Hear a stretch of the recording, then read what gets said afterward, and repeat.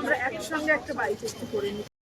পদক্ষেপ নেওয়ার সেটা আমরা রোববার দিন ফিরেছি, কারণ ওর মৃত্যু দিনেই তো আমরা কলকাতা ফিরলাম। আমি এসে মঙ্গলবার দিনই আমার যা স্টেপ নেওয়ার নিয়েছিলাম, ম্যাজিক মোমেন্টসের সাথে আমার যে 10 বছরের কাজের সম্পর্ক সেটা আমি ছিন্ন করে দিয়েছিলাম। এসে ওদের ফোন করে বলেছিলাম যে ওদের চলতি দুটো ধারাবাহিক ভোলে বাবা পারকারেগা এবং চিরসখা দুটোর কোনোটাতেই আমি আর অভিনয় করবো না। কিন্তু আমার সেটা সোশ্যাল মিডিয়া বা ফেসবুকে লেখা হয়ে ওঠেনি, কারণ আমি তখন এতই শোকে উজ্জীবন ছিলাম আর কি, আমি শ্যাটার্ড ছিলাম এই ঘটনাটায়, যে আলাদা করে আমার মনে হয়নি যে এই বিষয়টা আমাকে ফেসবুকে ঢুকে মানুষকে জানাতে হবে। কিন্তু 5-7 দিন আমি এমনি ফেসবুক খুলতেও পারছিলাম না, বারবার রাহুলকে দেখাচ্ছিল তো ওতে। কিন্তু তারপর আমি জানতে পারি যে যারা দর্শক, যারা আমাকে ভালোবাসেন, তাদের একটা সমস্যা হচ্ছে, তাদের মনে হচ্ছে যে আমি নীরব কেন এই পুরো বিষয়টায়, বা আমি ওর শেষ যাত্রায় কেন গেলাম না। তারপর আমার সাথে বুম্বাদার রোববার দিন রাতে কথা হয়। বুম্বাদা বললো যে তুই এত বড় একটা স্টেজ যখন নিয়েছিস, আমার ধারণা তোর এটা সকলকে জানানো উচিত, কারণ দর্শকের প্রতি তোর একটা দায়বদ্ধতা রয়েছে। তো তারপরেই আমি ফেসবুকে পোস্ট করি এবং বিভিন্ন জায়গায় ইন্টারভিউ দিয়ে জানাই যে রাহুলের মৃত্যুর দুদিনের মধ্যে আমি ওই সংস্থার সাথে সমস্ত রকম চুক্তি সেই অর্থে ছিল না, এই কাজ করার যে আমার গত 10 বছর ওদের সাথে কাজ করছি সেইটা আমি ছিন্ন করি। তার মূল কারণ ছিল হচ্ছে যে যেহেতু এই ভোলে বাবা পারকারেগা সিরিয়ালে গত 2 মাস ধরে রাহুলের সাথে আমি একই মেকআপ রুম শেয়ার করতাম, একটা ছোট্ট মেকআপ রুমে আমরা দুজন বসতাম। এই গত 2 মাসে ওর সঙ্গে আমার একটা অত্যন্ত নিবিড় বন্ধুত্ব তৈরি হয়। তার আগে যে আমাদের খুব একটা ঘনিষ্ঠতা ছিল তা নয়, তার আগে ওর সঙ্গে সম্পর্ক বলতে একজন কলিগ হিসেবে ওকে চিনতাম, বা সহজ কথায় আমি গিয়েছিলাম, খুব সুন্দর একটা এপিসোড আমরা করেছিলাম। কিন্তু এই যে ভোলে বাবাতে গত শেষ 2 মাস ও জয়েন করলো, তারপরে আমরা এক মেকআপ রুম শেয়ার করতে শুরু করলাম, তখন আমি বুঝতে পারলাম ও আমাকে মানুষ হিসেবে বা অভিনেতা হিসেবে অত্যন্ত ভালোবাসে, শ্রদ্ধা করে।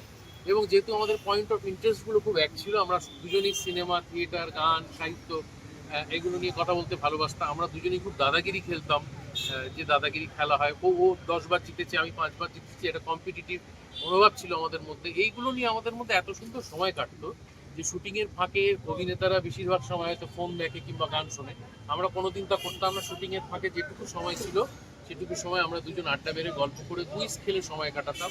ও আমাকে প্রচুর উপহার দিয়েছে গত 2 মাসে, বিভিন্ন রকম বই। ও এই তোমার এই টালিগঞ্জের কাছে একটা আনন্দ পাবলিশার্স আছে, ওখানে মাঝে মাঝে গিয়ে গাদা গাদা বই কিনতো, আর আমাকে ছবি তুলে পাঠাতো যে এই বইটা তোমার আছে, বইটা আছে। আমি যেগুলো যেগুলো নেই বলতাম, ও এসে আমাকে দিত, আর সামনে খুব সুন্দর করে লিখে নিত।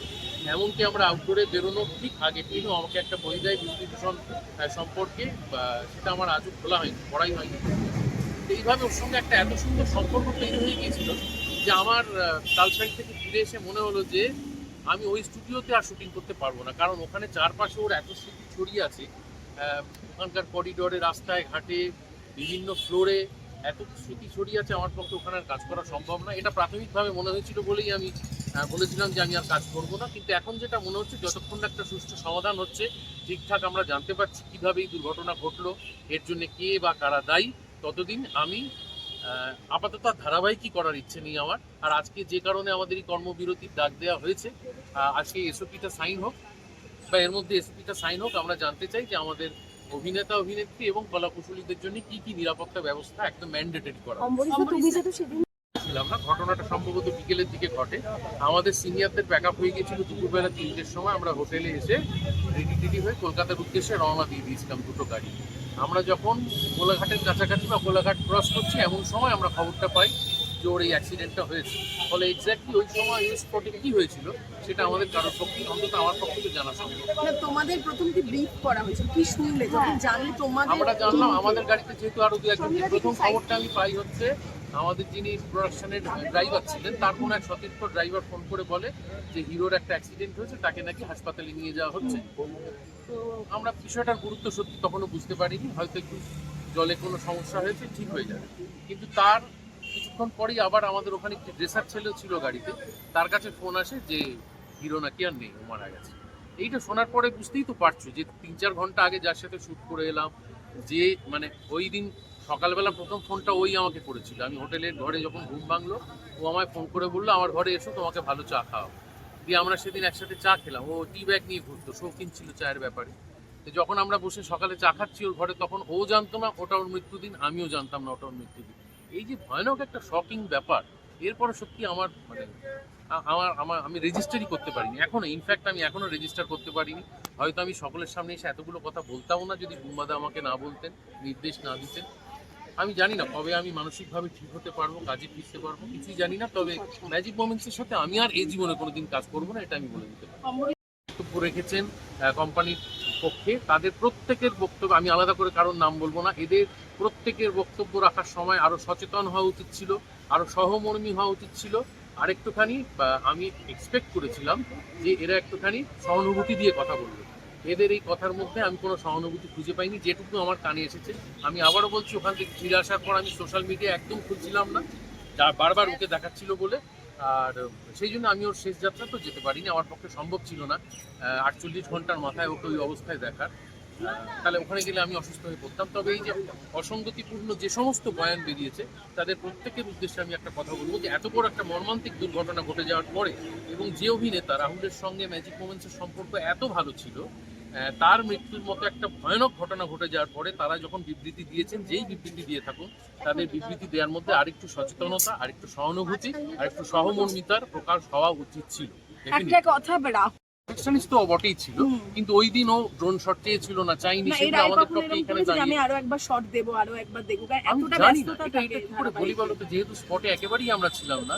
সেই যে ফ্লোরের মধ্যে আগে ওরে তো আমরা প্রত্যেকেই কখনো কখনো বলি যে এই শটটা আরেকবার দিতে চাই, ভালো হলো না। এটা প্রত্যেক অভিনেতাই ড্রোন শটের জন্য তো আগে থেকে প্রি প্ল্যান না ড্রোন শট না এমন কথা কেউ বিশ্বাসই করবো না যে ড্রোন শট ওর পছন্দের জন্য একটা ড্রোন শট নেওয়া হয়েছে। ড্রোন অবশ্যই ছিল, আমাদেরও শট হয়েছে। আমরা যে 3টে অবধি শুটিং করেছি তাতেও বহু শট ড্রোনে নেওয়া হয়েছে, ওপর থেকে নেওয়া হয়েছে। ড্রোন ছিল, অফিসিয়ালি ড্রোন নিয়ে যাওয়া হয়েছিল শুটিং। একটা অত বড় আউটডোর শুটিং এ ড্রোন থাকবে না, এটা হতে পারে? আজকাল ছোটখাটো শুটিংও তো ড্রোন থাকে। ড্রোন ছিল, ড্রোন শটটা শুধু ওই শটের জন্য নিয়ে যাওয়া হয়েছে এরকম কোনো তথ্য নেই, কিন্তু সেটা কেউ বলেও নি। ড্রোন ছিলই। এবার ও শট চেয়েছিল কিনা সেটা আমাদের পক্ষে দাঁড়িয়ে এই মুহূর্তে বলাটা ইম্পসিবল। কোনো দৃশ্য ছিল না, জলে নামার দৃশ্য থাকলেও আমি করতাম না, কারণ আমি আগুন এবং জলে অত্যন্ত ভয় পাই। আমি সেই জন্য ওরকম কোনো শট দিতাম না। আমরা যেটুকু অব্দি শুটিং করেছিলাম তারপরে কি দৃশ্য হবে সেটা তো আমাদের পক্ষে জানার কথা নয়। আমরা তো অন্য সিন সম্পর্কে জানি না। আমাদের যেটুকু শুটিং হয়েছে 2-3টে অব্দি, তার মধ্যে আমাদের সমুদ্রে নামার কোনো দৃশ্য ছিল নয়। এই সিরিয়ালটা করতেই ওর সঙ্গে আলাপ, অনেক জুনিয়র আমার থেকে, ওর ফোন নম্বরও নিয়ে আমার কাছে এখানে এসে কলিগ হিসেবে ওর সঙ্গে আলাপ হয়েছিল। তো সেই জন্য তারপরে আমি আর ওর সাথে কোনো যোগাযোগ করে উঠতে পারি না। যোগাযোগ করে কী বা বলবো, নিশ্চয়ই আরো ভয়ানক শকের মধ্যে রয়েছে, যেহেতু ওই সময় ওই মুহূর্তেও ছিল ওর সাথে বলে শোনা যাচ্ছে। ফলে আমাদের শকটাই এত বেশি, ওর শক কত বেশি হবে আমার কোনো ধারণা নেই। আর আমি প্রেস মিডিয়াকে একটা অনুরোধ করবো, আপনারা সে তার পেছনে যাবেন না এভাবে। ওকে কিছুটা সময় দিন, বাচ্চা, আমি ওকে কিছুটা সময় দিন। ও নিশ্চয়ই বলবে, ভবিষ্যতে বলবে, তদন্তের স্বার্থে ওকে বলতেই হবে। আপাতত ওকে চাপ না দেওয়াই ভালো। আর আমার সঙ্গে ওর ব্যক্তিগত যেহেতু কোনো সম্পর্ক বা যোগাযোগ নেই, কোথায় থাকে বা ওর ফোন নম্বর কিছুই আমি জানি না, তাই আমার আর যোগাযোগ করার কোনো কারণ হয়ে ওঠে। অ্যাটাক হয়েছিল সেই সময়, ওই রকম একটা ভয়ানক ঘটনা তুমি নিজের জীবন দিয়েই ভাবো না। তুমি দুপুরবেলা 3টের সময় যার সঙ্গে শর্ট দিলে, তুমি যদি সন্ধ্যেবেলা জানতে পারো সে আর নেই এই পৃথিবীতে, তারপরে মানসিক অবস্থা কোন পর্যায়ে যেতে পারে মানুষের। হয়তো সেই জায়গা থেকেই তারা এরকম ছিল। আমিও তো কথা বলিনি, বলো, আমি তো 7 দিন কোনো কথা বলিনি, কিন্তু আমার যে পদক্ষেপ নেওয়ার আমি তো নিয়ে নিয়েছিলাম। হয়তো আমি আরো 1 মাস কি 2 মাস কথা বলতাম না, তোমরা কেউ জানতেই পারতে না আমি এরকম একটা পদক্ষেপ নিয়েছি, যদি না বুম্বাদা আমাকে সচেতন করতেন এবং বলতেন যে দর্শককে জানানোর একটা দায়ভার আমার আছে। ফলে বাকিদের আমি ওইভাবে তো দোষারোপ করতে পারছি না ভাই, কারণ তাদের প্রত্যেকের মানসিক অবস্থা খুব খারাপ। কেউ রাহুলের শত্রু ছিল না, সবাই রাহুলের বন্ধু ছিল, প্রত্যেককে রাহুলকে ভালোবাসতো। ফলে সকলের অবস্থা খুব, মানসিক অবস্থা খুব বিপর্যস্ত।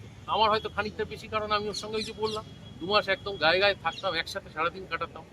সেই জন্য আমার অবস্থা অন্যদের তুলনায় একটু বেশি খারাপ হয়। আমরা সমুদ্র থেকে অনেকটা দূরে শুটিং করছি, ওখানে যে সুবর্ণরেখার খাঁড়িটা সেইখানটা শুটিং করছিলাম। আমরা যা শুটিং করেছি সেটা সমুদ্র থেকে অনেকটা দূরে। হ্যাঁ, টুরিস্ট ছিল, অনেক টুরিস্টকে আমরা দেখেছি, ওখানে লোকালিটি অনেক মানুষজনকে আমরা দেখেছি, কিন্তু সিকিউরিটি ছিল কিনা, পুলিশ পারমিশন, এগুলো তো আমরা শুটিংয়ে গিয়ে কেউ জিজ্ঞেস করি না সাধারণত। কেনই বা জিজ্ঞেস করো? এটা তো আমাদের জিজ্ঞেস করার কথা নয় না। বা আমাকে ব্যক্তিগতভাবে কোনো বিপজ্জনক শট দিতে হয়নি বলেও হয়তো আমি খোঁজ নিই। এবারে যে ঘটনা ঘটে গেল, তারপরে বোধহয় আমাদের এবার প্রত্যেকটা শুটিংয়ে গিয়েই খোঁজ নিতে হবে, পারমিশন আছে কিনা, সিকিউরিটি মেজার্স আছে কিনা। এই সমস্তটার জন্যই আজকে এই আমাদের এই কর্মবিরতি ডাকা হয়েছে, এসওপিটা তৈরি হবে। তাতে করে আমরা সচেতন হব, আমরা শিওর হব যে আমরা যেখানেই শুটিং করতে যাই না কেন আমাদের একটা সুরক্ষা বন্দোবস্ত করা আছে।